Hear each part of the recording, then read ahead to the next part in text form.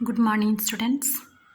आइए हम लोग आज की इस पाठ को आगे बढ़ने से पहले पिछले क्लास में जो हम पढ़े थे उसका रिकैपिचुलेशन करते हुए आगे बढ़ेंगे। तो प्रश्न है, खेल का मैदान कैसा था? ये प्रश्न आपको अभ्यास में भी मिलेगा। प्रश्न, खेल का मैदान कैसा था? उसका उत्तर, खेल का मैदान बहुत ही शोभायमान था। उस पर हरी हरी घास बिछी हुई थी और मैदान के चारों ओर अनेक प्रकार के वृक्ष थे। हम लोग दूसरा प्रश्न देखते हैं। सुधीर को देखकर व्यक्ति क्यों दंग रह गया? इसका उत्तर भी आपको यहीं पर मिलेगा। सुधीर को देखकर व्यक्ति इसलिए दंग रह गया क्योंकि वह बहुत देर से लगातार दंड बैठक कर रहा था। उसका शरीर पसीने से तरबतर हो गया था, फिर भी वह रुकने का नाम नहीं ले रहा था।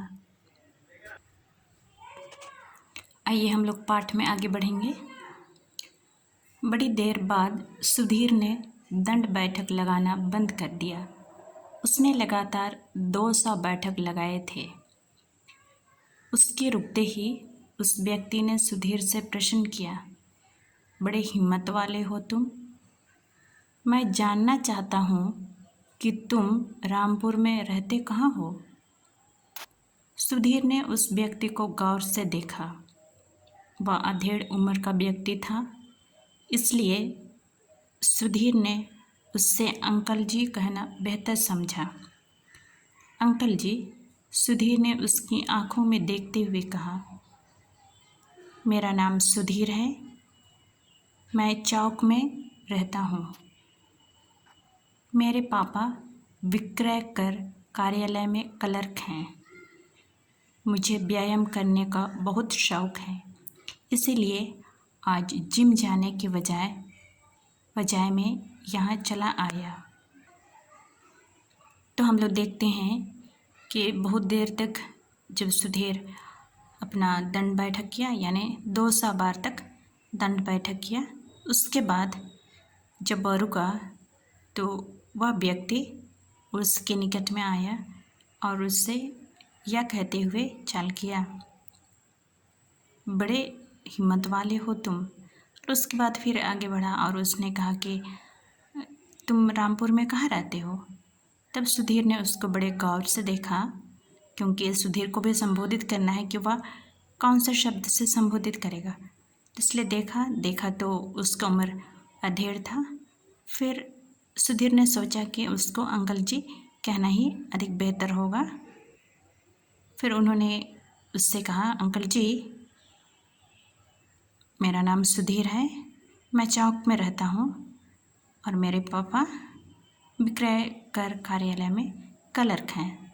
फिर उन्होंने अपना शौक़ के बारे में बताया कि मुझे व्यायाम का बहुत शौक़ है।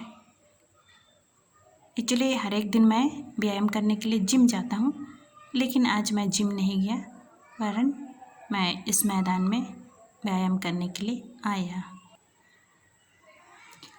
अगला पैराग्राफ को देखिएगा। तुमने गलत किया बेटे, उस व्यक्ति ने सुधीर के और करीब पहुंचते हुए कहा। तुम्हें जिम जाना चाहिए था, क्योंकि जिम न जाने से तुम्हारी मांसपेशियां ढीली होने लगेंगी। फिर कभी ऐसा मत करना, लगातार जिम जाना। मैं तुम्हें यहाँ आने से मना नहीं कर रहा हूँ, तुम यहाँ ज़रूर आओ, लेकिन घूमने के मकसद से।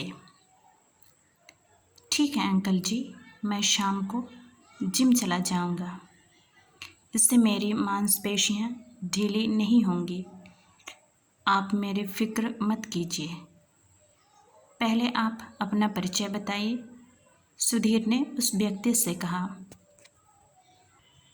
तो यहाँ पर हम लोग देखते हैं कि जब सुधीर ने अपने बारे बताया तो अंकल जी उससे बड़े प्यार से और उसके थोड़ा करीब जा कर के समझाते हुए कहा कि बेटा देखो, तुमको जिम ही जाना चाहिए था, क्योंकि अगर तुम रोज़ दिन जिम जाता है और जिम नहीं जाएगा तो क्या हो जाएंगी, तुम्हारी मांसपेशियाँ ढीली होने लगेंगी।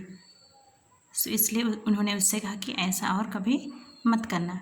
और ये कहते हुए फिर उन्होंने दोबारा उनसे कहा कि देखो, मैं तुमको यहाँ आने के लिए यानी मैदान में आने के लिए तुमको मना नहीं कर रहा हूँ, ज़रूर तुम यहाँ पर आना, लेकिन यहाँ पर केवल क्या के लिए, केवल घूमने के मकसद से आओ।